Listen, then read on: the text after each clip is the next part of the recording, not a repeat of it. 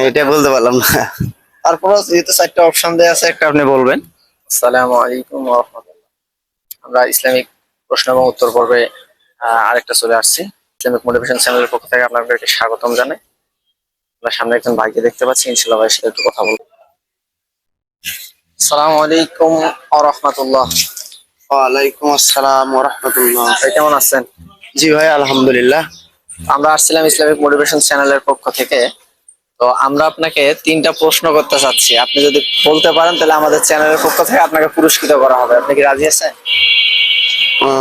বলেন দেখি, ইনশাল্লাহ। জি আলহামদুলিল্লাহ।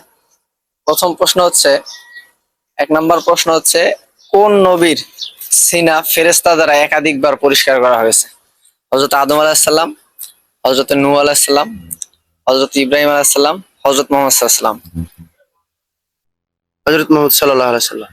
জি, হযরত মুহাম্মদ সাল্লাল্লাহু আলাইহি সাল্লাম উত্তর সঠিক হয়েছে, আলহামদুলিল্লাহ। আমরা দ্বিতীয় প্রশ্নে চলে যাব। দ্বিতীয় প্রশ্ন হচ্ছে, হযরত ইউসুফ আলাইহিস সালাম কত বছর জেলখানায় ছিলেন? 5 বছর, 7 বছর, 10 বছর না 12 বছর? হ্যাঁ, এটা বলতে পারলাম না।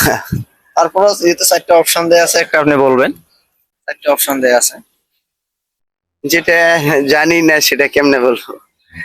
আচ্ছা যাই হোক, ভাই দ্বিতীয় প্রশ্ন বলতে পারে নাই। তৃতীয় প্রশ্ন হচ্ছে আমাদের, আল্লাহর নির্দেশে সিংহায় ফু দেবেন কোন ফেরেশতা? হযরতে জিবরাইল আলাইহিস সালাম, হযরতে আজরাইল আলাইহিস সালাম, হযরতে মিকাইল আলাইহিস সালাম, হযরতে ইসরাফিল আলাইহিস সালাম। হযরত ইসরাফিল আলাইহিস সালাম। হযরতে ইসরাফিল আলাইহিস সালাম, ধন্যবাদ, উত্তর সঠিক হয়েছে। জি, ভাইকে আমরা যদিও একটা প্রশ্নের উত্তর না দিতে পারে, তারপরেও আমরা ভাইকে পুরস্কৃত করব। পুরস্কার অবশ্যই আমরা ভাইকে দেব, ইসলামিক বই, আমাদের মহামূল্যবান পুরস্কার রয়েছে ইসলামিক বই। জি ভাই।